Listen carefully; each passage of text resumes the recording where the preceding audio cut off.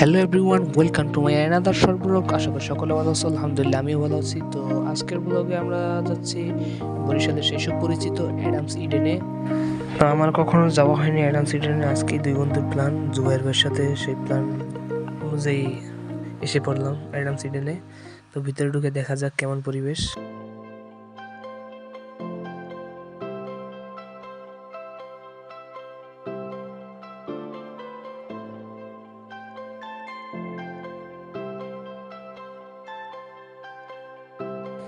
তো আমরা ঘুরে ঘুরে দেখছি আশেপাশের পরিবেশ, মাশাআল্লাহ খুবই ভালো লাগছে।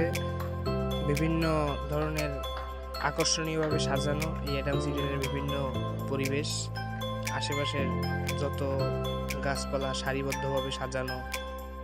এখন আমরা একটু অপর সাইডে গেলাম, দেখলাম আর কি পাহাড়ের মতো ঝর্ণা, পাথরের পাহাড়, সেখান থেকে ঝর্ণার পানি নেমে, কিন্তু সেটা দেখার অপেক্ষায় বারবার এখানে ঘুরে যাচ্ছি কিন্তু আসছে না। তো অবশেষে চলে আসলো ঝর্ণা প্রবাহিত পানি, দেখে ভালোই লাগছে, উপভোগ করছি। এখান থেকে একটা ভালো ভিউ নেওয়া দরকার, আমি নিয়ে দিচ্ছি, ওয়েট।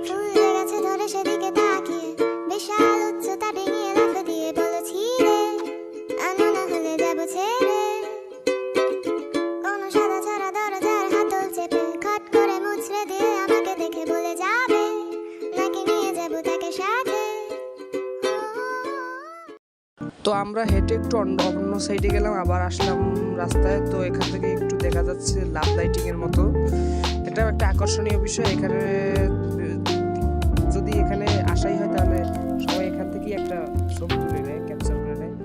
তো ঘুরতে ঘুরতে আমরা এসে পড়লাম সামনে, সবাই সিরিয়াল ধরে ছবি তুলতেছে। তো মাঝখানে আমরা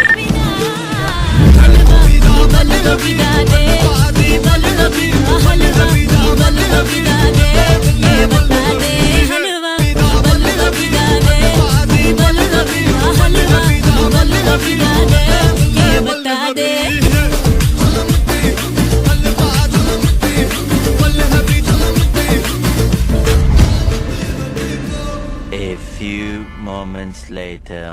তো জুবাইর ভাই ছবি তোলার পোজ নিয়ে বসেছিল, কিন্তু আমার হাসি পাচ্ছিল, বড্ড হাসি। তারও লজ্জা লাগছিল পিছনে কাপড়দের দিকে এখানে একটা ছবি ক্যাপচার করতে। সে হাসি ধরে পারলো না, আমার সাথে সেও হেসে দিল।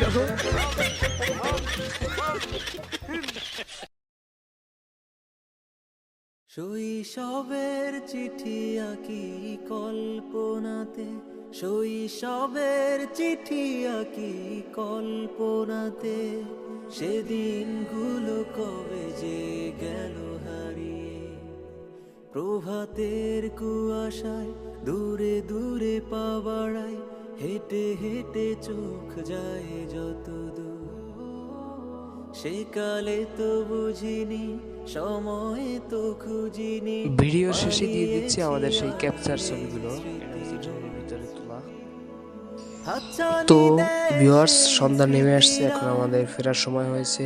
দেখা হবে পরবর্তী কোনো ভিডিওতে। আল্লাহ হাফেজ। হাতছানি দেয় সেই স্মৃতিরা, পূবাকাশের কালো মেঘেরা, বৃষ্টি ঝরিয়ে যায় দু চোখ বয়ে।